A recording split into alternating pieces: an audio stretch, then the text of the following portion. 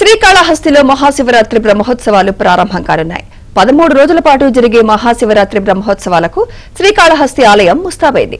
ఆలయం లోపల పురవీధులలో వివిధ రకాల పుష్పాలతో విద్యుత్ దీప కాంతులతో అంగరంగ సుందరంగా తీర్చిదిద్దారు. అలాగే నేటి నుంచి భక్త కన్నప్ప ధ్వజారోహణం ఘట్టంతో శ్రీకాళహస్తి మహాశివరాత్రి బ్రహ్మోత్సవాలకు శ్రీకారం చుట్టనున్నారు.